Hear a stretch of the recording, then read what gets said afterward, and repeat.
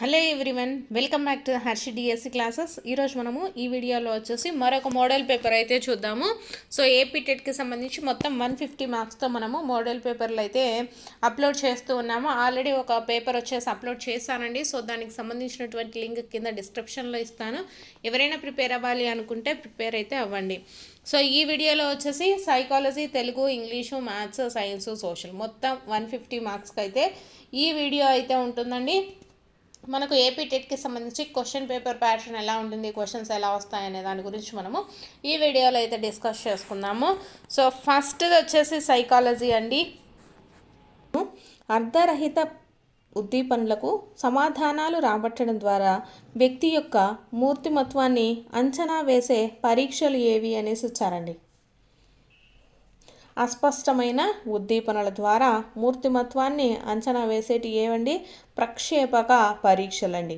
ప్రక్షేపక పరీక్షలు అంటే for example Rorschach శిరామర్కల పరీక్ష కానివ్వండి, థిమాటిక్ అప్పర్ సెషన్ పరీక్ష, పద సంసర్గ పరీక్షలు కానీ, వాక్యపూరణ, క్రీడా పద్ధతి కానివ్వండి, చిల్డ్రన్ అప్పర్ సెషన్, ఇతివృత్త గ్రాహ్యక పరీక్షలు ఉన్నాయి కదా. సో ఇవన్నీ కూడా మనకు ప్రక్షేపక పరీక్షలకు సంబంధించినవే. అంటే అర్ధరహిత ఉద్దీపనల ద్వారా వీళ్ళ మూర్తిమత్వాన్ని అంచనా వేయడం జరుగుతుందండి. సో నెక్స్ట్ క్వశ్చన్ చూద్దాము. ఎరిక్సన్ ప్రకారము శిశువు ఎదుర్కొనే మొదటి మనోసాంఘిక క్లిష్ట పరిస్థితి ఏది అనేసి ఇచ్చారండి.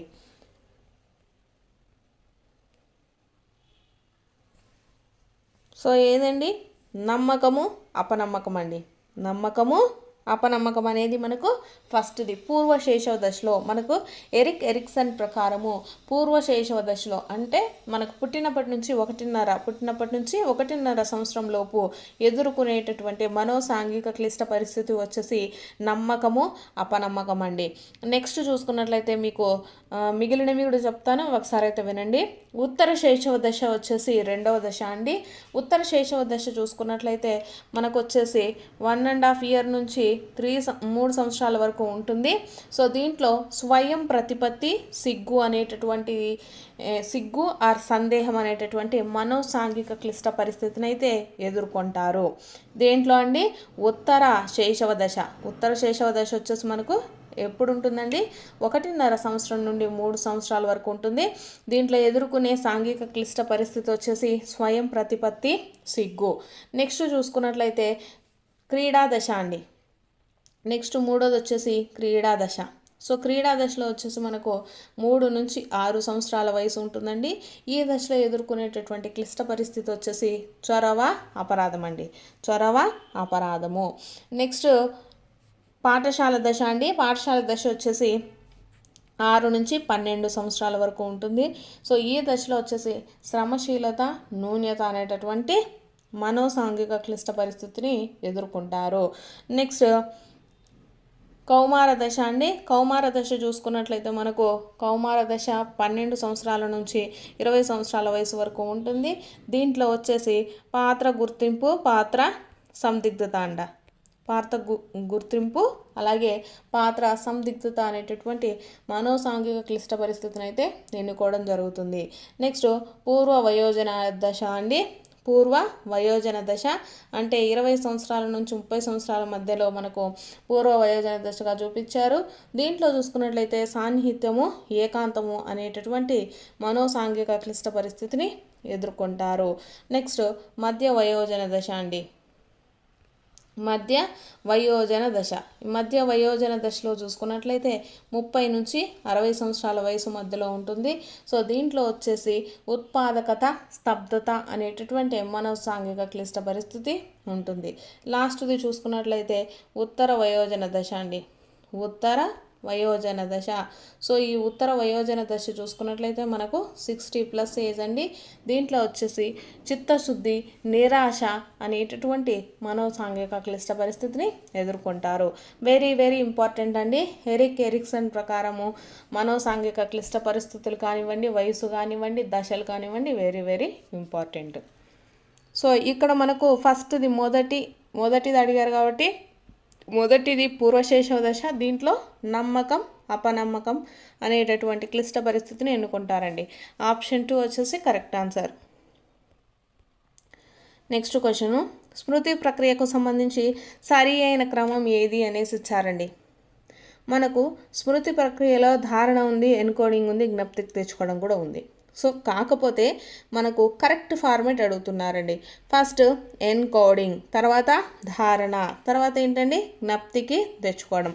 స్మృతి ప్రక్రియకు సంబంధించి సరి అయిన క్రమం ఏంటండి, ఫస్ట్ది ఎన్కోడింగ్, నెక్స్ట్ది ధారణ, థర్డ్ వన్ వచ్చేసి జ్ఞప్తికి తెచ్చుకోవటము. ఇది సరి అయిన క్రమం అండి. సరి అయిన క్రమం కూడా గుర్తుపెట్టుకోవాల్సిందే. దాంట్లో ఉన్నాయి గుర్తుపెట్టుకున్నా కూడా మనం ఆన్సర్ని అయితే తప్పుగా పెట్టే ఛాన్సెస్ చాలా ఉన్నాయండి. ఎందుకంటే ఇక్కడ సరి అయిన క్రమం అడిగారు, మనకి ఏది ఫస్టో తెలియాలి. నెక్స్ట్ క్వశ్చన్ చూసుకున్నట్లయితే, ఒక పిల్లవాడు పిల్లితో ఆడుకోవాలనుకుంటున్నాడు, కానీ పిల్లి కరుస్తుందేమో అని భయపడుతున్నాడు. అతని యొక్క సంఘర్షణ ఏది అనేసి అడిగారండి. సో ఇక్కడ మీకు ఈజీగా గుర్తుపెట్టుకోవడానికి మీకు ఆల్రెడీ కోడ్ అయితే నేను చెప్పడం జరిగింది. ఉపగమ అంటే రెండు ఇష్టము అయినటువంటి సందర్భంలో ఉపగమ వాడతాము. ఒకటి ఇష్టము ఒకటి ఇష్టం లేదు అనే దాంట్లో ఉపగమ పరిహార అనే దాన్ని వాడతాము. నెక్స్ట్ రెండు ఇష్టం లేదు అనే దాంట్లో పరిహార వాడతామండి.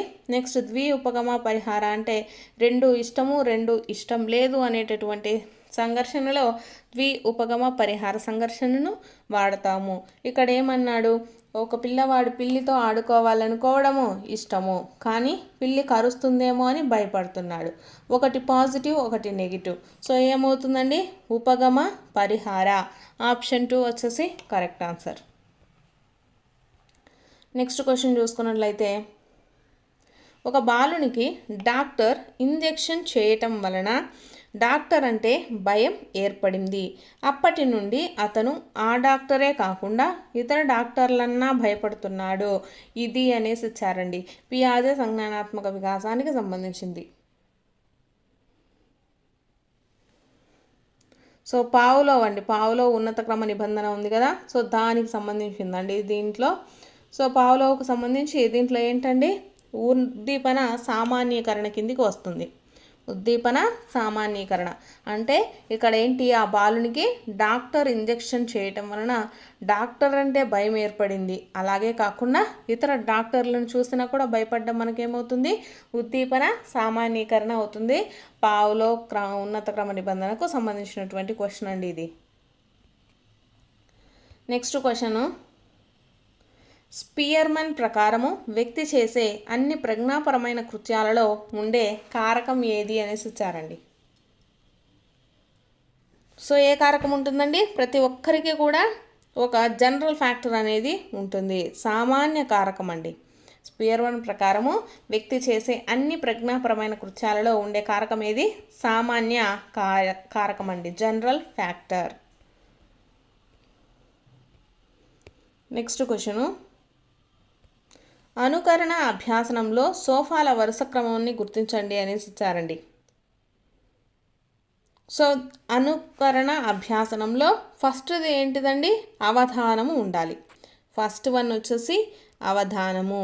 నెక్స్ట్ సెకండ్ వన్ చూసుకున్నట్లయితే మనకు ఏంటండి, ధారణ. సెకండ్ వన్ వచ్చేసి ధారణ, థర్డ్ వన్ వచ్చేసి నిష్పాదన, ఫోర్త్ వన్ వచ్చేసి పునర్భరణము అందించడము. అనుకరణ అభ్యాసనంలో సోపానాల క్రమం ఏదండి, ఫస్ట్ స్టెప్ వచ్చేసి అవధానము, సెకండ్ వచ్చేసి ధారణ, థర్డ్ వన్ వచ్చేసి నిష్పాదన, ఫోర్త్ వన్ వచ్చేసి పునర్భరణము. సో కాబట్టి కరెక్ట్ ఆన్సర్ ఏమవుతుందండి, option 2. Next question,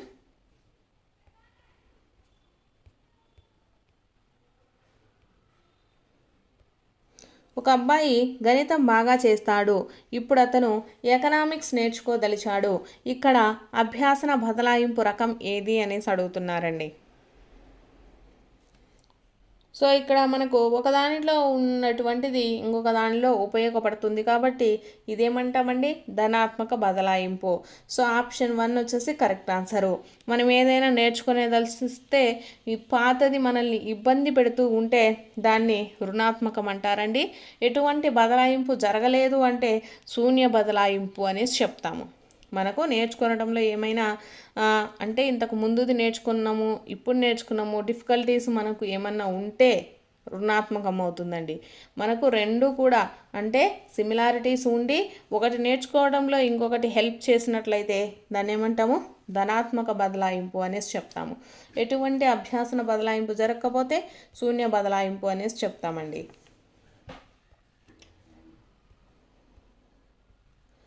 next question, ప్రజ్ఞా పరీక్షలకు సంబంధించి సరి అయిన సమాధానం గుర్తించండి అనేసి ఇచ్చారండి.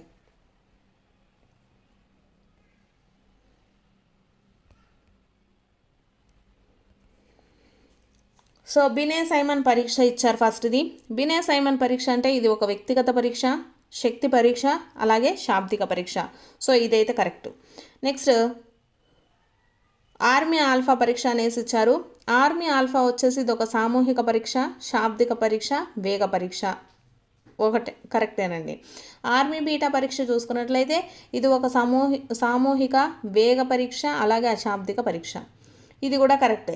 సో డ్రా ఏ పర్సన్ పరీక్ష వచ్చేసి వ్యక్తిగత కాదండి, సామూహిక పరీక్ష.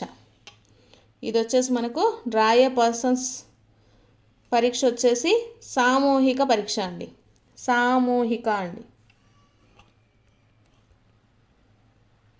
ఇది ఒక సామూహిక పరీక్ష అండి, వ్యక్తిగత పరీక్ష కాదు. అశాబ్దిక పరీక్ష, వేగ పరీక్ష ఈ రెండు కరెక్టే, ఇది మాత్రం రాంగ్ అండి. కాబట్టి మనకు ఏబిసి ఆన్సర్ అవుతుంది, డి అనేది కాదు. ఎందుకంటే డ్రా ఏ పర్సన్ పరీక్ష వచ్చేసి సామూహిక పరీక్ష అండి, అశాబ్దిక పరీక్ష, వేగ పరీక్ష. మనకి ఇక్కడ వ్యక్తిగత పరీక్ష ఇచ్చాడు కాబట్టి ఈ ఆప్షన్ వచ్చేసి రాంగ్. నెక్స్ట్ క్వశ్చను, క్రింది వాటిలో థారండైక్ ప్రతిపాదించిన అభ్యాస నియమం కానిది ఏది అనేసి ఇచ్చారండి. సో మనకు ఆప్షన్స్లలో ఫలిత నియమము, సంసిద్ధత నియమము, పూరణ నియమము, అభ్యాస నియమము అనేసి ఇచ్చారు. సో థారండైక్ ప్రతిపాదించిన దాంట్లో మనకు అభ్యాస నియమం ఉందండి, సంసిద్ధత నియమం ఉంది, ఫలిత నియమం కూడా ఉంది. లేనిది వచ్చేసి పూరణ నియమము. ఆప్షన్ 3 అనేది మనకు లేదు. అయితే వనమిత్ర అనే పేరుతో ఆంధ్రప్రదేశ్ ప్రభుత్వం తీసుకున్న చర్య దీనికి అభివృద్ధిని పరిచేందుకు ఉద్దేశించబడింది అనేసి ఇచ్చారండి. సో ఆప్షన్స్లో మనకు వాట్సాప్ గవర్నెన్స్, పాఠశాలలో విద్యాభివృద్ధి, బాలల మహిళల రక్షణ, రోడ్ల అభివృద్ధి అనేసి ఇచ్చారు. మనకి వనమిత్ర అనే పేరుతో ఆంధ్రప్రదేశ్ ప్రభుత్వం తీసుకున్న చర్య దేనికోసం అంటే వాట్సాప్ గవర్నెన్స్కు ఉద్దేశించబడిందండి. ఆప్షన్ 1 వచ్చేసి కరెక్ట్ ఆన్సర్. నెక్స్ట్ క్వశ్చన్ చూసుకున్నట్లయితే విద్యా హక్కు చట్టము 2009 దీనిని రద్దు చేసింది. ఆర్టీ 2009 అండి. సో దేన్ని రద్దు చేసింది? ఇది క్యాపిటేషన్ ఫీజును రద్దు చేసిందండి. ఆప్షన్ 3 విద్యా హక్కు చట్టం 2009 వచ్చేసి దేన్ని రద్దు చేసింది? క్యాపిటేషన్ ఫీజును రద్దు చేసింది. నెక్స్ట్ క్వశ్చన్ చూసుకున్నట్లయితే సమాచార హక్కు చట్టం 2005 ప్రకారము సమాచారం తెలపవలసిన దరఖాస్తును ఈ కాల వ్యవధిలోగా పరిష్కరించాలి అనేసి వచ్చారండి. సో మనకు ఆప్షన్స్లో 6 నెలలు, 3 నెలలు, 2 నెలలు, 1 నెల అనేసి వచ్చారు. సో 1 నెలలోపండి. సమాచార హక్కు చట్టం ప్రకారము 2005 అండి. 2005 ప్రకారము సమాచారం తెలపవలసిన దరఖాస్తును ఈ కాల వ్యవధిలోగా పరిశీలించాలి అంటే పరిష్కరించాలి అంటే 1 నెలలోపు పరిష్కరించాలండి. సో ఆప్షన్ 1 వచ్చేసి correct answer. Next question NEP 2020 ఎన్సిఎఫ్ఎస్ 2022 ప్రతిపాదించిన గణిత బోధనలో వ్యూహాల గురించి సరి అయిన సమాధానాన్ని గుర్తించండి అనేసి ఇచ్చారండి. సో ఫస్ట్ది చూసుకున్నట్లయితే మనకు మూర్త అనుభవాల నమూనా వచ్చేసి అనుభవము, మౌఖిక భాష, చిత్రాలు, రాత సంకేతాలు అనేసి ఇచ్చారు. నెక్స్ట్ 4 గడుల నమూనా చూసుకున్నట్లయితే మౌఖిక గణితము, నైపుణ్య బోధన, నైపుణ్య అభ్యాసనము, గణిత క్రీడలు అనేసి ఇచ్చారండి. సో కరెక్ట్ ఆన్సర్ వచ్చేసి ఈ 2 కూడా కరెక్టేనండి. మనకు ఇచ్చినటువంటి ఆప్షన్ ఏ అండ్ బి 2 కూడా కరెక్టే. ఎన్ఈపి 2020 ఎన్సిఎఫ్ఎస్ఎస్ 2022 ప్రతిపాదించిన గణిత బోధనలో వచ్చేసి మూర్త అనుభవాల నమూనా అంటే అనుభవము, మౌఖిక భాష, చిత్రాలు, రాత సంకేతాల గురించి. నెక్స్ట్ 4 గడుల నమూనా చూసుకున్నట్లయితే మనకు మౌఖిక గణితము, నైపుణ్య బోధన, నైపుణ్య అభ్యాసనము, గణిత క్రీడలండి. సో ఇవి 2 కూడా ప్రతిపాదించారు. సో కరెక్ట్ ఆన్సర్ వచ్చేసి ఏ మరియు బి. నెక్స్ట్ క్వశ్చన్ చూసుకున్నట్లయితే విద్యాంజలి పథకాన్ని ప్రవేశపెట్టిన వారు ఎవరు అనేసి అడిగారండి. విద్యాంజలి పథకాన్ని ప్రవేశపెట్టింది ఎవరంటే విద్యా మంత్రిత్వ శాఖ అండి. విద్యా మంత్రిత్వ శాఖ. నెక్స్ట్ క్వశ్చన్, రాష్ట్ర ఆవిష్కార్ అభియాన్ ఉద్దేశాలు ఏవి అనేసి ఇచ్చారండి. సో ఆప్షన్ 1 వచ్చేసి 6 నుంచి 18 సంవత్సరాల పిల్లలకు ఉద్దేశించింది ఏది, ఈ రాష్ట్ర ఆవిష్కార్ అభియాన్ అనేది. నెక్స్ట్, పిల్లలను గణితము, విజ్ఞాన శాస్త్రము, సాంకేతికతలో ప్రయోగాల ద్వారా ప్రేరణ కలిగించుట అనేది సెకండ్ వన్. థర్డ్ వన్, ఈ కార్యక్రమాన్ని RMSA ద్వారా అమలు చేస్తుంది. ప్రయోగ ఆధారిత మూల్యాంకనాన్ని నిర్వహించుట అనేసి ఇచ్చారండి. ఆప్షన్ 4. సో దీంట్లో ఈ రాష్ట్ర ఆవిష్కార అభియాన్ యొక్క ఉద్దేశాలు చూసుకున్నట్లయితే ఫస్ట్ది, సెకండ్ది, థర్డ్ది కరెక్ట్ అండి. ఇది వచ్చేసి మనకు 6 నుంచి 18 సంవత్సరాల పిల్లలకు ఉద్దేశించింది. నెక్స్ట్, పిల్లలను గణితము అలాగే విజ్ఞాన శాస్త్రము సాంకేతికతతో ప్రయోగాల ద్వారా ప్రేరణను కలిగించుట, అలాగే ఈ కార్యక్రమాన్ని వచ్చేసి RMSA ద్వారా అమలు చేయడం అయితే జరుగుతుంది. సో కాబట్టి ఈ ఇచ్చినటువంటి వాటిల్లో మనకు 1, 2, 3 మాత్రమే కరెక్ట్. 4th వన్ వచ్చేసి రాంగ్ అండి. నెక్స్ట్ క్వశ్చను, మతము, జాతి, కులము, లింగము, పుట్టిన ప్రదేశం ఆధారంగా రాజ్యం వివక్ష చూపరాదని నిర్దేశించే భారత రాజ్యాంగ అధికరణ ఏది అనేసి ఇచ్చారండి. సో ఏది అంటే 15వ అధికరణ అండి. మతము, జాతి, కులము, లింగము, పుట్టిన ప్రదేశం ఆధారంగా రాజ్యం వివక్ష చూపరాదని నిర్దేశించే భారత రాజ్యాంగ అధికరణ ఏదండి? 15వ అధికరణ. ఆప్షన్ 1. నెక్స్ట్ క్వశ్చన్ చూసుకున్నట్లయితే,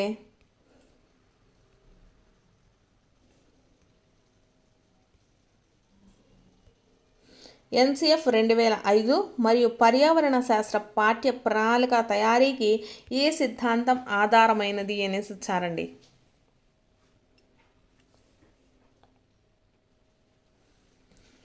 సాంఘిక నిర్మాణాత్మక వాదం అండి. NCF 2005 మరియు పర్యావరణ శాస్త్ర పాఠ్య ప్రణాళిక తయారీకి ఏ సిద్ధాంతం ఆధారమైందండి? మనకు సాంఘిక నిర్మాణాత్మక వాదం అండి, social constructionism.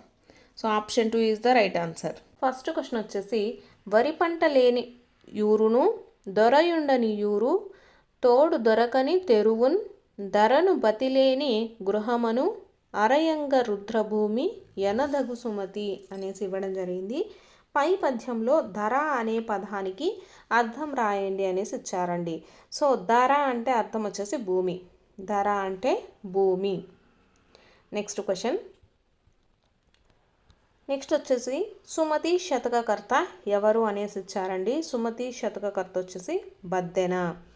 So option 3 right answer అండి. నెక్స్ట్ క్వశ్చన్, నెక్స్ట్ వచ్చేసి, తిక్కన్న ప్రకృతి వర్ణనలు నేల విడిచి సాము చెయ్యవు. ప్రకృతిని వర్ణించేటప్పుడు కూడా కథతో అన్వయించి పాత్రలకు అన్వయం కల్పించి వర్ణించడం తిక్కన్నకు గల అపూర్వ శిల్పం. ద్రౌపదికి జరిగిన పరాభవానికి ప్రకృతి కూడా సానుభూతి చెందినదంటాడు.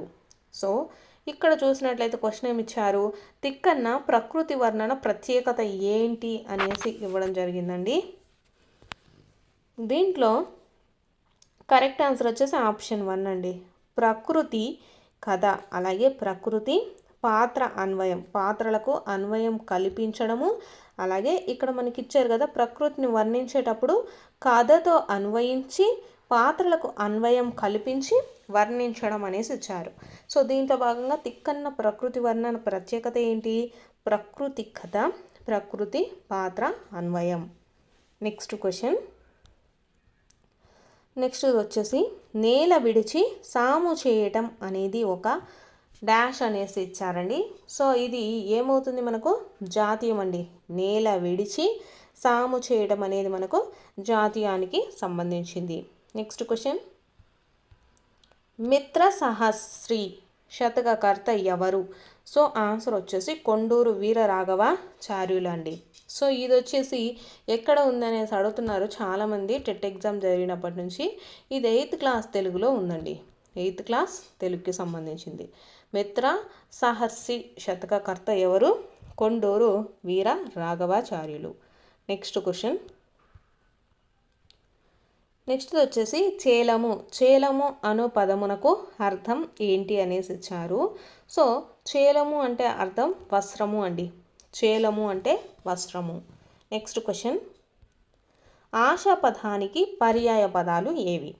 ఆశ అనే పదానికి పర్యాయ పదాలు ఏంటి? ఇచ్చ, ఈప్స అండి. ఇచ్చ, ఈప్స.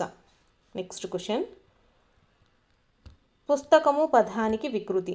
ఇది చాలాసార్లు కూడా అడుగుతున్నాడండి మనల్ని. పుస్తకము పదానికి వికృతి పొత్తము. Next question. మొలక, జలము పదాలకు నానా అర్థ పదము ఏది అనేసి ఇచ్చారండి. ఇక్కడ మొలక, జలము అంటే అంకురము అండి. అంకురము అంటే మనకు మొలక అనేసి అర్థం అండి. అంకురం అంటే మొలక, జలము. Next question. నెక్స్ట్ క్వశ్చన్ వచ్చేసి క్రింది వానిలో జాతీయాలను గుర్తించండి అనేసి ఇచ్చారండి. దీంట్లో జాతీయం వచ్చేసి మనకు ఏమవుతుందండి? ఈడు, జోడు అండి. ఈడు, జోడు అనేది జాతీయం. Next question. పున్నమికి పూత, అమావాస్యకు ఆరగింపు ఏమిటది అనేసి ఇచ్చారండి. ఆన్సర్ వచ్చేసి తేనె పట్టు అండి. తేనె పట్టు. Next question. లింగ వచన విభక్తులు లేని పదాన్ని ఇలా అంటారు అనేసి ఇవ్వడం జరిగిందనమాట. సో లింగ వచన విభక్తులు లేనటువంటి పదాన్ని వచ్చేసి మనకు అవ్యయం అని చెప్తామండి. అవ్యయం. Next question. భవిష్యత్ కాలం అనగా? భవిష్యత్ కాలం అంటే ఏందండి? ఇది అందరికీ తెలిసిందే కదా. జరగబోయేటటువంటి కాలాన్ని భవిష్యత్ కాలం అంటాం. Next question. నెక్స్ట్ క్వశ్చన్ వచ్చేసి గాలి కొరకు కిటికీలు తెరిచారు. సో ఇక్కడ మనకు ఏముందండి? కొరకు. మనకు కొరకొన్ కై. కొరకొన్ కై అనేది ఏ విభక్తి అవుతుంది? చతుర్థి విభక్తి. So option 3 is the right answer అండి. గాలి కొరకు కిటికీలు తెరిచారు. దీంట్లో ఉన్న విభక్తి ప్రత్యయం ఏంటి? కొరకు. కొరకున్ కై అనేది మనకు చతుర్థి విభక్తి. Next question. క్రింది వానిలో వాక్యాంత బిందువు ఏది అనేసి ఇచ్చారండి. వాక్యాంత బిందువు పులి స్టాప్ అండి. వాక్యాంశ బిందువు వచ్చేసి కామ. వాక్యాంశ బిందువు అంటే కామ అండి. క్వశ్చన్ మార్క్ అంటే మీకు ఇక్కడ క్వశ్చన్ మార్క్ అంటే మీకు తెలిసిందే, ప్రశ్నార్థక వాక్యము, ఇది ఆశ్చర్యార్థక వాక్యం. సో కామాని ఏమంటాము? వాక్యాంశ బిందువు అనేసి చెప్తామండి. వాక్యాంత బిందువు అంటే పులి స్టాప్. Next question. నిత్య ఏకవచనమునకు ఉదాహరణ ఏది అనేసి ఇచ్చారండి. ఇనుము అండి. నిత్య ఏకవచనమునకు ఉదాహరణ ఇనుము. ఇక్కడ మూలిక అంటే మూలికలు అంటాము, పక్షి అంటే పక్షులు అంటాం, ఆశ అంటే ఆశలు అంటాం. సో అవి మనకు బహువచనాలు. సో ఇనుము దానికి నిత్య ఏకవచనం అవుతుందండి. Next question. క్రింది వానిలో సంయుక్తాక్షర పదం ఏది అనేసి ఇచ్చారండి. సో సంయుక్తాక్షర పదం ఏమవుతుంది మనకు? పుణ్యము. పుణ్యము అనేది సంయుక్తాక్షరం. ఎందుకంటే మనకు నాకి యావత్ అనేది వచ్చిందండి, కాబట్టి ఇదేమవుతుంది మనకు సంయుక్తాక్షరం. ద్విత్వాక్షరం అంటే ఏంటి? ఇక్కడ సెకండ్ దాంట్లో చూసుకున్నట్లయితే చాకి చావత్తుంది కదా, దీన్ని ద్విత్వాక్షరం అంటాం. అంటే ఒక అక్షరానికి అదే ఒత్తు వస్తే దాన్ని ద్విత్వాక్షరం అంటాము, వేరొక ఒత్తు వస్తే దాన్ని సంయుక్తాక్షరం అనేసి చెప్తామండి. సో ఇక్కడ కరెక్ట్ ఆన్సర్ ఏమవుతుంది? పుణ్యము. Next question. నెక్స్ట్ క్వశ్చన్ వచ్చేసి క్రింది వానిలో పరుషాలు ఏవి అనేసి ఇచ్చారండి. నేను చాలాసార్లు మన వీడియోస్లో అయితే ఎక్స్ప్లెయిన్ చేశాను. మన వీడియోస్ కంటిన్యూగా చూస్తున్న వాళ్ళైతే చాలా ఈజీగా అయితే ఎగ్జామ్ రాశారు అనేసి కూడా చెప్పడం జరిగింది. సో దీంట్లో మనకు క్రింది వానిలో పరుషాలు అనేసి వేటిని పిలుస్తారండి? కచట తపలను పరుషాలు అనేసి పిలుస్తారు. సో ఇక్కడ గజడ తపలను ఏమని పిలుస్తారు? సరళములు. నెక్స్ట్ యారాలావలను ఏమని పిలుస్తారండి? అంతస్తములు అనేసి పిలుస్తారండి, అంతస్తములు. అలాగే ష, ష, స, హ ఉన్నాయి కదా, సో వీటిని వచ్చేసి ఊష్మాలు అనేసి పిలుస్తారండి, ఊష్మాలు. సో ఊష్మాలు అనేసి పిలుస్తారండి. సో ఇవి మనకు ఈ క్వశ్చన్కి సంబంధించేయండి. క్రింది వారిలో పరుషాలను వేటి పిలుస్తారు? కచ్చట దెబ్బలను పిలుస్తారు. అలాగే సరళాలను వేటిని పిలుస్తారు? గజట దెబ్బలను సరళాలు అనేసి పిలుస్తారు. ఊష్మాలు అంటే ష, ష, స, హాలను ఊష్మాలు అంటారు. యారాలావలను వచ్చేసి అంతస్తాలు అనేసి పిలవడం జరుగుతుందండి. నెక్స్ట్ క్వశ్చన్, ఏమేమి పదంలో ఉన్న సంధి ఏంటి అనేసి ఇచ్చారు. సో ఏమేమిలో ఉండేది మనకు ఇత్వ సంధి అండి. ఏమేమిలో ఏమి ప్లస్ ఏమి, ఏమేమి, ఇది ఇత్వ సంధి. నెక్స్ట్ క్వశ్చన్, నెక్స్ట్ వచ్చేసి భానుదయం పదాన్ని విడదీయండి అనేసి ఇచ్చారు. ఇది వచ్చేసి భాను ప్లస్ ఉదయం అండి, భాను ప్లస్ ఉదయం, భానోదయం. నెక్స్ట్ క్వశ్చన్, ఇది సవర్ణ దీర్ఘ సంధి అండి, భాను ప్లస్ ఉదయం. నెక్స్ట్ ద్విగు సమాసం అనగా ఏంటి అనేసి ఇచ్చారు. ద్విగు సమాసం అంటే ఏమవుతుందండి? మనకు ద్విగు సమాసం వచ్చేసి సంఖ్యకి సంబంధించింది. అంటే 4 చేతులు 4 కాళ్ళు ఇలా ఉంటాయి కదా, ఇలా ఉన్నప్పుడు దాన్ని మనం ద్విగు సమాసంగా చెప్తాం. సో మనకు సంఖ్యాపదం పూర్వపదంగా ఉంటుందండి. ద్విగు సమాసం అంటే ఏంటి? సంఖ్యాపదము పూర్వపదంగా ఉండేదాన్ని మనం ద్విగు సమాసం అని చెప్తాం. So option 3 is the right answer. Next question, next వచ్చేసి చిల్లర పదంలో గురువు లఘువులను గుర్తించండి అనేసి ఇచ్చారండి. సో దీంట్లో మనకు ఆప్షన్ 1 వచ్చేసి రైట్ ఆన్సర్ అవుతుంది. లాకి లా అవుతుంది కాబట్టి దీనికి ముందు ఉండే అక్షరం గురువు అవుతుందండి. కాబట్టి చి అనేది మనకు గురువు అవుతుంది, లా అనేది మనకు లఘువు, రా అనేది ఆల్రెడీ లఘువే. కాబట్టి ఫస్ట్ 1 ఈజ్ ద ఆన్సర్ అండి. నెక్స్ట్ క్వశ్చన్,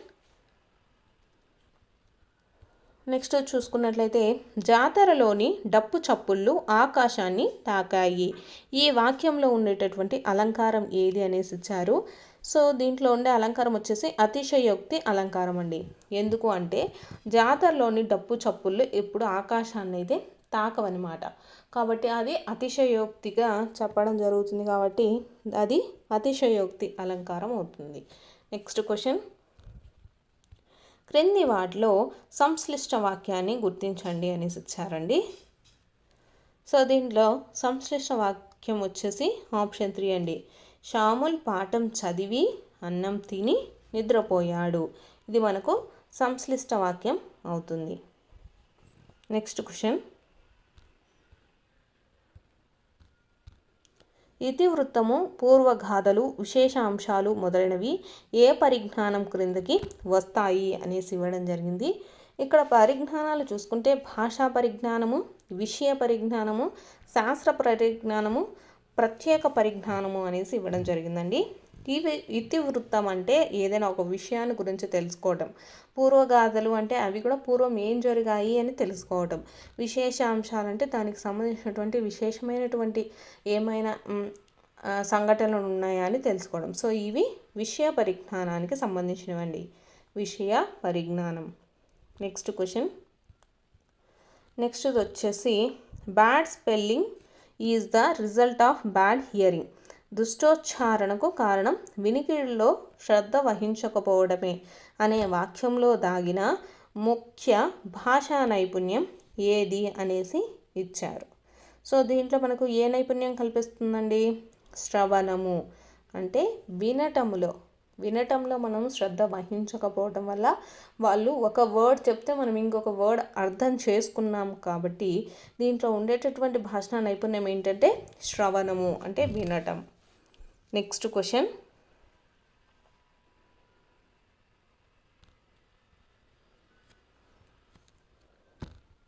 కిండర్ గార్డెన్ పద్ధతిని ప్రవేశపెట్టినటువంటి విద్యావేత్త ఎవరు? సో ఆన్సర్ వచ్చేసి ప్రోబెల్ అండి. కిండర్ గార్డెన్ పద్ధతిని ప్రవేశపెట్టిన విద్యావేత్త ప్రోబెల్. నెక్స్ట్ క్వశ్చన్, క్రింది వానిలో విద్యా ప్రణాళిక ప్రయోజనాలలో లేనిది ఏది అనేసి ఇచ్చారు.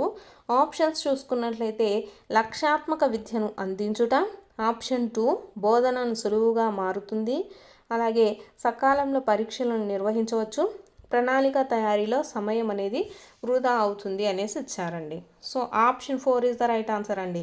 ఇక్కడ విద్యా ప్రణాళికలో ప్రయోజనాలలో లేనిది. సో విద్యా ప్రణాళిక వలన ప్రయోజనాలు ఏమేంటివి?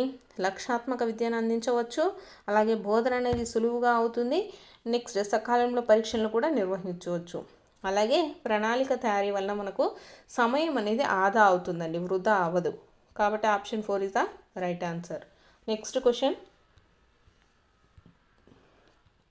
బోధనాభ్యాసన ఉపకరణాలను ప్రతి ఉపాధ్యాయుడు తన బోధనలో అనేసి ఇచ్చారు. ఆప్షన్స్ చూసుకున్నట్లయితే ముందుగానే ప్రదర్శించాలి, వివరించాలి అనేసి ఇచ్చారండి. ఆప్షన్ 2 పాఠ్య బోధన అంతా పూర్తయ్యాక ప్రదర్శించాలి. ఆప్షన్ 3 సముచిత సమయంలో సందర్భానుసారంగా పాడాలి, అసలు ఉపయోగించిన అవసరం లేదు అనేసి ఇచ్చారు. అంటే బోధనాభ్యాసన ఉపకరణాలను ఉపాధ్యాయుడు తన బోధనలో ఎప్పుడు ఉపయోగించాలి అనేసి ఇచ్చారండి. ఎప్పుడు ఉపయోగించాలి? సముచిత సమయంలో సందర్భానుసారంగా, అంటే ఆ ఉపకరణాలు ఎప్పుడు అవసరమవుతాయో అప్పుడు వాడాలండి. కాబట్టి సముచిత సమయంలో సందర్భానుసారంగా బోధనాపకరణాలను వాడాలి. నెక్స్ట్ క్వశ్చన్ వచ్చేసి పిల్లల నిరంతర సమగ్ర మూల్యాంకనాన్ని పాఠ్య సహపాఠ్య విషయాలలో పూర్తి స్థాయిలో అమలు చేయాలి అని చెప్పినటువంటి చట్టం ఏది అనేసి ఇచ్చారండి. ఆన్సర్ వచ్చేసి ఎన్టీఈ. సో ఆన్సర్ వచ్చేసి ఆర్టీఈ అండి. ఆర్టీఈ 2009. సో ఇక్కడ మనకు చూసుకున్నట్లయితే పిల్లలు నిరంతర సమగ్ర మూల్యాంకనాన్ని పాఠ్య సహపాఠ్య విషయాలలో పూర్తి స్థాయిలో అమలు చేయాలని చెప్పినటువంటి చట్టం ఏంటి? ఆర్టీఈ 2009. మోడల్ పేపర్ అయితే చూద్దామండి. ఫస్ట్ క్వశ్చన్ వచ్చేసి take this book if you అనేసి ఇచ్చారు. Choose the option that fits the blank అనేసి ఇచ్చారండి. ఇక్కడ like, will like, would like, or like అనేసి ఇచ్చారు. Take this book if you like అండి. సో ఫస్ట్ ఆప్షన్ అవుతుంది. Take this book if you like. If you will like అనేది రాదండి word అనేది. ఇఫ్ యూ వుడ్ లైక్ అనేది కూడా రాదు. ఇఫ్ యు ఆర్ లైక్ అనేది కూడా రాదు. సో లైక్ అనేది మనకు కరెక్ట్ ప్రొనౌన్సియేషన్ కాబట్టి take this book if you like. Next question చూసుకున్నట్లయితే she dash a cup of coffee for me a few minutes ago. Choose the option that fits the blank అనేసి ఇచ్చారు. ఇది already మనకు few minutes ఎగో ఇచ్చేసింది అనే అర్థం వస్తుంది కాబట్టి దీంట్లో మనకి ఏమవుతుంది? ఆప్షన్ 4 అండి, made. She made a cup of coffee for me a few minutes ago. So option 4 is the right answer అండి. Next question, choose the grammatically correct sentence from the following అనేసి ఇచ్చారు. ఇక్కడ చూసుకున్నట్లయితే I came here by walk అనేసి ఇచ్చారు. I came here by food, I came here on food, I came here by food by walk అనేసి ఇచ్చారండి. So ఇక్కడ చూసుకున్నటువంటి ఆప్షన్స్లో మనకు ఏది కరెక్ట్ అండి? గ్రామటికల్లీ కరెక్ట్ సెంటెన్స్ ఆప్షన్ 3 అండి, I came here on food. Next question, the purpose of using dialogue tags is అనేసి ఇచ్చారండి. సో ఇక్కడ to confuse the reader about who is speaking అనేసి ఇచ్చారు. Option 2 to attribute speech to characters. Option 3 to omit the punctuation marks. Option 4 to create the tension అని ఇచ్చారు. అంటే the purpose of using dialogue tags అనేది మనము ఎందుకు use చేస్తాము? To attribute speech to characters, అంటే ఏ క్యారెక్టర్స్ ఏ డైలాగ్స్ చెప్తున్నారు అనే దాన్ని మనకు యూజ్ చేయడం కోసం మనం డైలాగ్ ట్యాగ్స్ని యూజ్ చేస్తాం. అంటే ఏ క్యారెక్టరు ఏమేమి చెప్తున్నాడు అనే దానికోసం అండి. నెక్స్ట్ క్వశ్చన్ వచ్చేసి choose the punctuation marks which is used to separate the items in a list or series అనేసి ఇచ్చారు. ఆప్షన్స్ వచ్చేసి సెమీకోలన్, కామా, కొటేషన్ మార్క్స్, అలాగే అపాస్ట్రోఫియస్ అనేసి ఇచ్చారండి. సో ఏదైనా లిస్ట్లో ఐటమ్స్ రాసేటప్పుడు మనం సిరీస్లో ఏం యూస్ చేస్తాము, కామాని యూస్ చేస్తామండి. So option 2 is the right answer. Next question, choose the correct sequence of the word in which they appear in the dictionary అనేసి ఇచ్చారు. ఇక్కడ ఏ, బి, సి, డి అనేసి ఇచ్చారు కదా, ఇవి మనకు డిక్షనరీలో కరెక్ట్ సీక్వెన్స్లో చూసినప్పుడు ఏవి ఫస్ట్ వస్తాయి అనేసి ఇచ్చారండి. ఇది వచ్చేసి ఆప్షన్ 3 అండి. ఫస్ట్ది వచ్చేసి మెంబర్, సెకండ్ది వచ్చేసి మెమరబుల్, నెక్స్ట్ థర్డ్ వన్ వచ్చేసి మెంటర్, లాస్ట్ వన్ వచ్చేసి మెసేజ్ అండి. Next question, identify the linker that indicates contrast అనేసి ఇచ్చారు. ఆప్షన్స్లో however, next, first, after words అనేసి ఇచ్చారండి.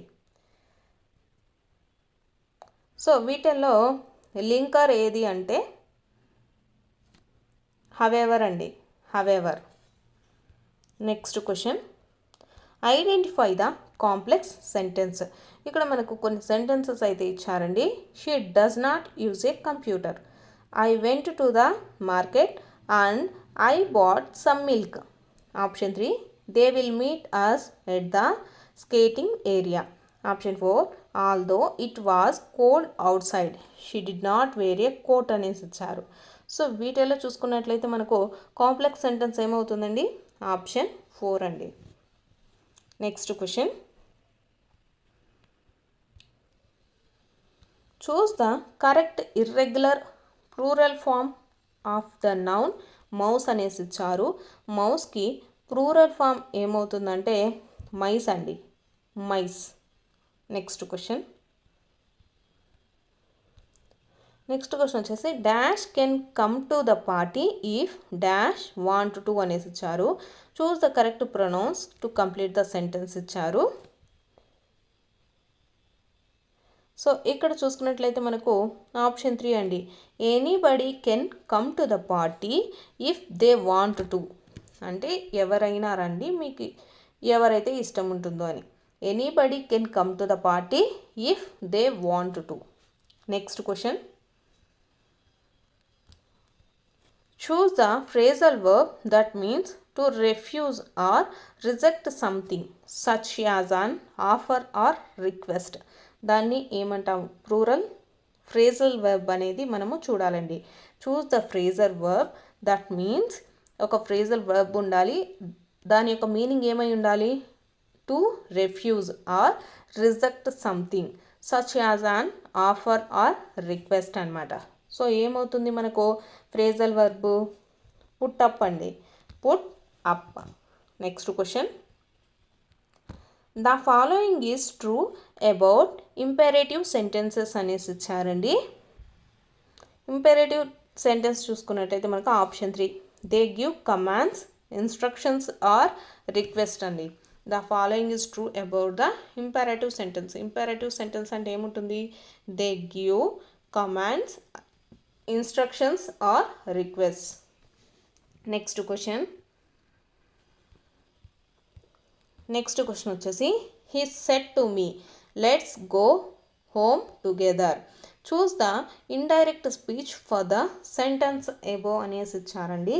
ఇండైరెక్ట్ స్పీచ్ దీనికి he said to me let's go home together, దీనికి మనం ఇండైరెక్ట్ స్పీచ్లోకి రాయాల్సి ఉంటుంది. సో ఇండైరెక్ట్ స్పీచ్లోకి ఎలా రాస్తాము, he proposed to me that we should go home together. Next question, some of the fruit cake dash gone అని ఇవ్వడం జరిగింది. Choose the correct verb that fits the blank. So ఇక్కడ చూసుకున్నట్లయితే మనకు ఏ వర్బ్ అనేది ఫిట్ అవుతుందండి, ఆప్షన్ 1 ఈజ్ అండి. Some of the fruit cake is gone. Next question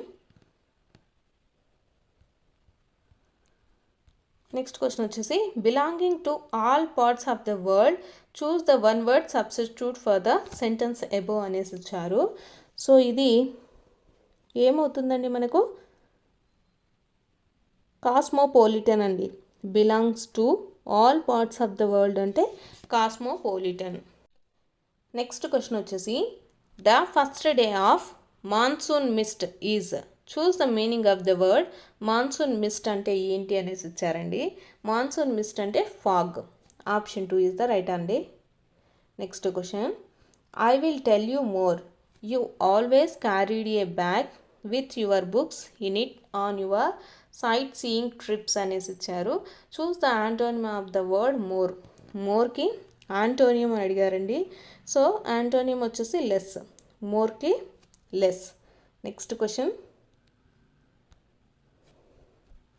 LAD which is an inborn transit of human beings proposed by psycho linguistic easy అనేసి ఇచ్చారు. So LED అంటే ఏంటండి? ఎల్ఈడి అంటే మనకు వచ్చేసి లాంగ్వేజ్ అక్విజిషన్ డివైస్ అండి. LED అంటే language acquisition device. Next question, identify the graphic motor skill అనేసి ఇచ్చారు. గ్రాఫిక్ మోటార్ స్కిల్ అంటే ఏమవుతుంది? అది రీడింగ్ అండ్ రైటింగ్ అండి. Reading and writing. Identify the graphic motor skill వచ్చేసి reading and writing.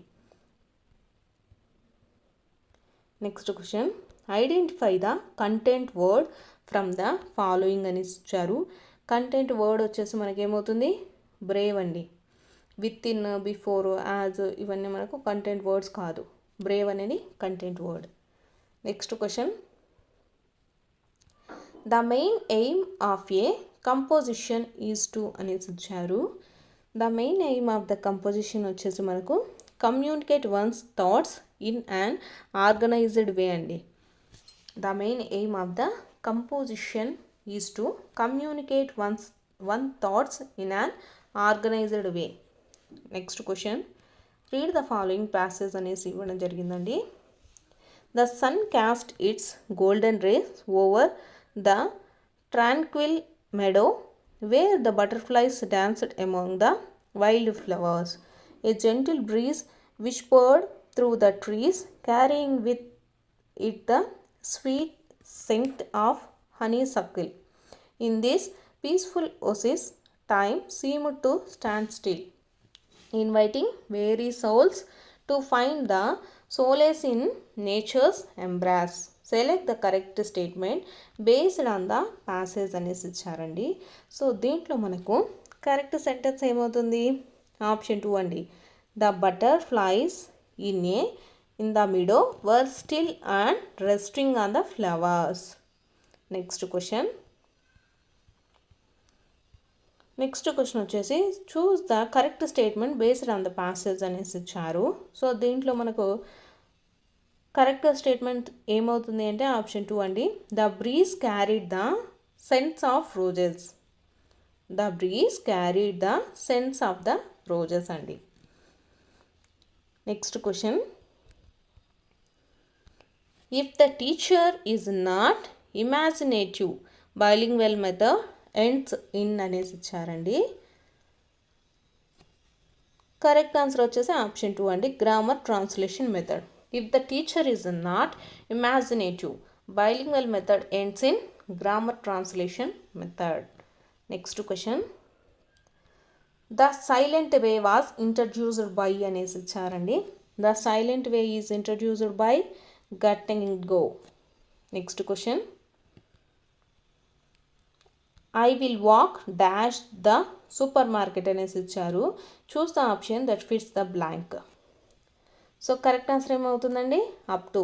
I will walk up to the supermarket. Next question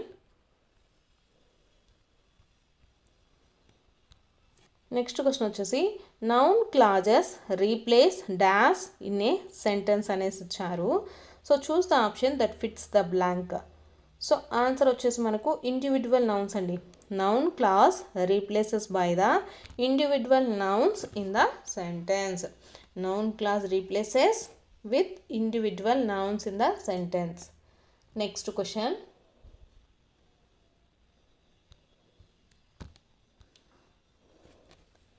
Next, you ought to apologize అనేసి ఇచ్చారు. Choose the function of ought to in the above sentence అనేసి ఇచ్చారండి. So ఇదేమవుతుంది మనకు? Moral obligation అండి. Moral obligation. You ought to apologize అంటే మనకేమవుతుంది function? Moral obligation. Next question, select the correct usage of articles in the following sentence. He is a doctor అనేసి ఇచ్చారు. So ఇక్కడ మనకు ఏ ఆర్టికల్ అనేది యూస్ చేయాలి అనేసి ఇవ్వడం జరిగింది. సో ఆన్సర్ వచ్చేసి మనకి ఏమవుతుందండి? Option 3, the article is used correctly. He is a doctor. A అనే ఆర్టికల్ ఇక్కడ మనకు కరెక్టే అండి. So option 3 is the right answer. Aerosol స్ప్రేలు కలిగి ఉండే కాలుష్య కారకాలు అనేసి ఇచ్చారండి. సో మనకు ఏరోసోల్ స్ప్రేలో వచ్చేసి క్లోరోఫ్లోరో కార్బన్స్ ఉంటాయండి. Chlorofluoro carbons. నెక్స్ట్ క్వశ్చన్, ప్రమాణ వైశాల్యం గల తలంపై పనిచేసే బలం ఏది అనేసి ఇచ్చారు. సో మనకు ప్రమాణ వైశాల్యం గల తలంపై పనిచేసే బలం వచ్చేసి పీడనం అండి. పీడనం. నెక్స్ట్ క్వశ్చన్, సెకనుకు 20 కంపనాలు చేసే ఒక వస్తువు యొక్క పౌనఃపున్యం ఎంత అనేసి ఇచ్చారు. సో 20 కంపనాలు చేసే వస్తువు యొక్క పౌనఃపున్యం వచ్చేసి మనకు 20 హెర్ట్జ్ ఉంటుందండి. 20 హెర్ట్జ్. నెక్స్ట్ క్వశ్చన్, నెక్స్ట్ది వచ్చేసి ఆమ్ల నేలను తటస్థీకరించుటకు ఈ రసాయనాన్ని వినియోగించవచ్చు అనేసి ఇచ్చారు. సో మనకు ఏ రసాయనాన్ని వినియోగించవచ్చు? కాల్షియం ఆక్సైడ్ అండి. Calcium oxide. ఆమ్ల నేలను తటస్థీకరించుటకు కాల్షియం ఆక్సైడ్ని యూజ్ చేయొచ్చు. నెక్స్ట్ క్వశ్చన్, నెక్స్ట్ వచ్చేసి కీటకాలలో శ్వాసాంగాలు ఏవి అనేసి ఇచ్చారండి. కీటకాలలో వచ్చేసి వాయునాళాలు అండి. వాయునాళాలు శ్వాసాంగాలుగా పనిచేస్తాయి. నెక్స్ట్ క్వశ్చన్, నెక్స్ట్ వచ్చేసి మరుగునీటి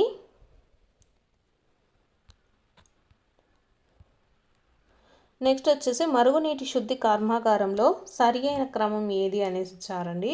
దీంట్లో ఫస్ట్ వచ్చేసి బార్ స్క్రీన్, దుమ్ము మరియు ఇసుక తొలగించు ట్యాంకు, తర్వాత నీటిని శుభ్రం చేసే యంత్రము, నెక్స్ట్ వచ్చేసి వాయు ప్రసరణ యంత్రం.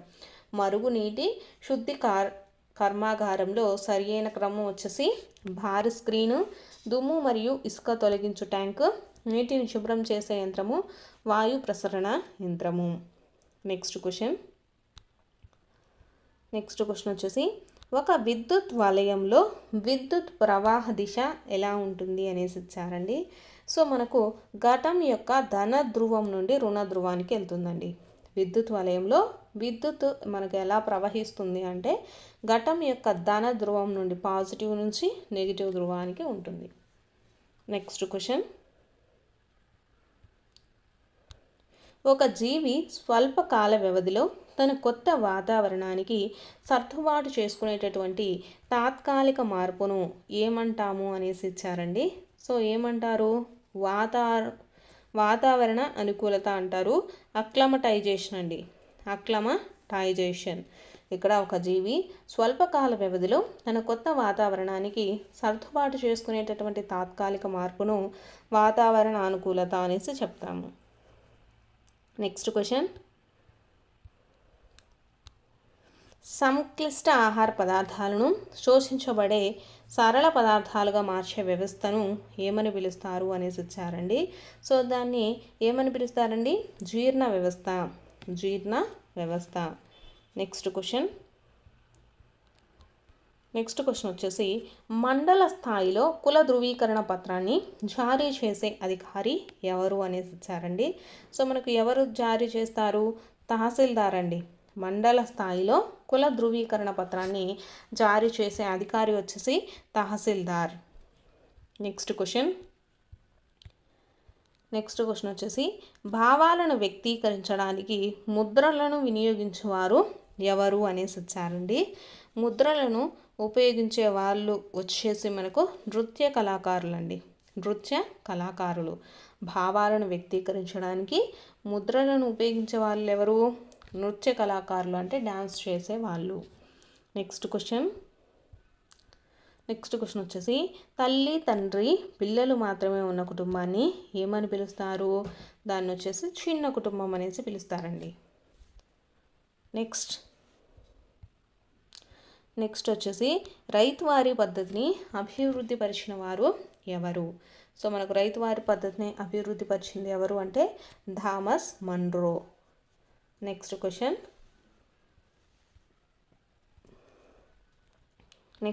వచ్చేసి మహావిస్ఫోటనం సిద్ధాంతానికి సంబంధం లేని అంశం ఏది అనేసి ఇవ్వడం జరిగిందండి. ఇక్కడ ఇచ్చినటువంటివి ఆప్షన్స్ చూసుకున్నట్లయితే మనకు జార్జియస్ లెమెట్రీ దీనిని ప్రతిపాదించాడు. ఆప్షన్ 2 భూమి ఆవిర్భావం గురించి వివరిస్తుంది. ఆప్షన్ 3 వచ్చేసి చిన్న అణువు నుండి ప్రస్తుత విశ్వం ఆవిర్భవించింది మరియు విస్తరిస్తుంది. అలాగే 13.7 బిలియన్ సంవత్సరాల క్రితము చిన్న అణువు విస్ఫోటనం చెందింది అనేసి వచ్చారు. సో దీంట్లో సంబంధం లేనిది వచ్చేసి ఆప్షన్ 2 అండి. భూమి ఆవిర్భావం గురించి వివరిస్తుంది అనేది సంబంధం లేదు. సో మహావిస్ఫోటన సిద్ధాంతానికి సంబంధం ఉండేటివి ఏవి అంటే జార్జియస్ లెమెట్రీ దీన్ని ప్రతిపాదించాడు. అలాగే చిన్న అణువు నుండి ప్రస్తుత విశ్వం వచ్చేసి ఆవిర్భవించింది. నెక్స్ట్ 13.7 బిలియన్ సంవత్సరాల క్రితము చిన్న అణువు అయితే విస్ఫోటనం చెందింది. నెక్స్ట్ క్వశ్చన్ వచ్చేసి పాటలీపుత్రం ఈ రాజ్యానికి రాజధానిగా ఉండేది అనేసి వచ్చారండి. సో పాటలీపుత్రం వచ్చేసి మనకు మౌర్య సామ్రాజ్యానికండి, మౌర్య సామ్రాజ్యానికి రాజధానిగా ఉండేది. నెక్స్ట్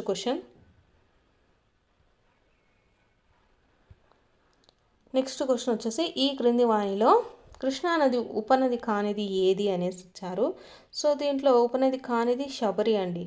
కృష్ణానదికి ఉపనది వచ్చేసి మనకు తుంగభద్ర, భీమ, కోయన. కానిది వచ్చేసి శబరి. నెక్స్ట్ క్వశ్చన్ వచ్చేసి అటపాక పక్షి సంరక్షణ కేంద్రం ఎక్కడ ఉంది అనేసి ఇచ్చారు. ఇది మనకు కొల్లేరు సరస్సు దగ్గర ఉందండి. అటపాక పక్షి సంరక్షణ కేంద్రం వచ్చేసి కొల్లేరు సరస్సు దగ్గర ఉంది. నెక్స్ట్ క్వశ్చన్ ఆంగ్ల విద్యా చట్టం చేయబడిన సంవత్సరం అనేసి ఇచ్చారండి. ఆంగ్ల విద్యా చట్టం వచ్చేసి మనకు 1835 అండి. 1835 సంవత్సరంలో చేయడం జరిగింది. నెక్స్ట్ క్వశ్చన్ కాకతీయ రాజ స్థాపకుడు ఎవరు అనేసి ఇచ్చారు. సో కాకతీయ రాజ స్థాపకుడు వచ్చేసి గుండ్యానా అండి. గుండ్యానా కాకతీయ రాజ స్థాపకుడు గుండ్యానా. నెక్స్ట్ క్వశ్చన్ పురపాలక సంఘం ఏర్పాటు చేయుటకు అవసరమైన జనాభా ఎంత అనేసి ఇచ్చారండి. సో ఒక పురపాలక సంఘాన్ని మనము ఏర్పాటు చేయాలంటే జనాభా వచ్చేసి 40,000 నుంచి 3 లక్షల మంది ఉండాలండి. పురపాలక సంఘానికి వచ్చేసి దాదాపు ఎంతమంది ఉండాలి? 40,000 మంది నుంచి 3 లక్షల వరకు ఉండాలి. నెక్స్ట్ క్వశ్చన్ చూసుకున్నట్లయితే బొర్రా గుహలు ఈ నది వలన ఏర్పడ్డాయి అనేసి ఇచ్చారు. బొర్రా గుహలు వచ్చేసి గోస్తని నది అండి. బొర్రా గుహలు ఏ నది వలన ఏర్పడ్డాయి? గోస్తని నది వల్ల ఏర్పడ్డాయి. నెక్స్ట్ వచ్చేసి చేయండి లేదా చావండి ఈ ఉద్యమానికి సంబంధించింది అనేసి ఇచ్చారు. సో ఇది వచ్చేసి మనకు క్విట్ ఇండియా ఉద్యమానికి సంబంధించిందండి. చేయండి లేదా చావండి అనేది ఏ ఉద్యమానికి సంబంధించింది? క్విట్ ఇండియా ఉద్యమం. నెక్స్ట్ క్వశ్చన్ వచ్చేసి వీటి కల్చర్ సాగు అనేది మనకు ఈ పంటకు సంబంధించింది. సో వీటి కల్చర్ అని దేన్ని పిలుస్తారు? ద్రాక్ష సాగునండి. వీటి కల్చర్ అని దేన్ని పిలుస్తారు? ద్రాక్ష సాగును వచ్చేసి వీటి కల్చర్ అనేసి పిలుస్తాము. నెక్స్ట్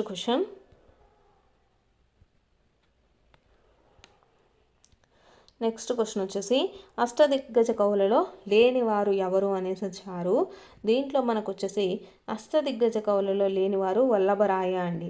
దూర్జటి, పింగళి సూరన్న, అలాగే నంది తిమ్మన్న వీళ్ళందరూ అష్టదిగ్గజ కవులలో భాగమే అండి. లేనివారు వచ్చేసి వల్లభరాయ. నెక్స్ట్ క్వశ్చన్ వచ్చేసి శాస్త్రీయ పద్ధతి, శాస్త్రీయ వైఖరి అనేవి విజ్ఞాన శాస్త్ర విద్య ప్రధాన లక్షణాలు అని తెలిపిన వారు ఎవరు? సో ఎవరు అంటే జాన్ డూయి అండి. శాస్త్రీయ పద్ధతి, శాస్త్రీయ వైఖరి అనేవి విజ్ఞాన శాస్త్ర విద్య ప్రధాన లక్షణాలు అని చెప్పింది ఎవరు అంటే జాన్ డూయి. నెక్స్ట్ క్వశ్చన్ మంచి లక్షణానికి ఈ లక్ష్యము ఉండకూడదు అనేసి ఇచ్చారండి. సో మంచి లక్ష్యానికి ఏ లక్షణం ఉండకూడదో చూద్దాము. ఆప్షన్స్ వచ్చేసి నిర్దిష్టంగా ఉండాలి, ఉపయోగకరంగా ఉండటం, సాధించడానికి సంక్లిష్టంగా ఉండడం, మార్పులకు అనుకూలంగా ఉండటం అనేసి ఇచ్చారు. సో దీంట్లో మనకు చూసుకున్నట్లయితే so option 3 is the right answer అండి. ఏ లక్షణం ఉండకూడదు? సాధించడానికి సంక్లిష్టంగా ఉండటం.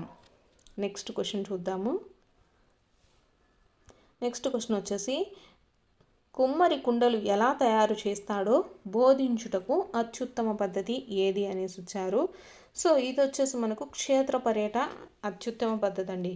కుమ్మరి కుండలను ఎలా తయారు చేస్తాడో అనేది చెప్పాలి అంటే వాళ్ళని వచ్చేసి క్షేత్ర పర్యటన అంటే ఫీల్డ్ విజిట్ అనేది చేయడం వల్ల వాళ్ళకు బోధించడం అనేది ఈజీగా అయితే అవుతుంది.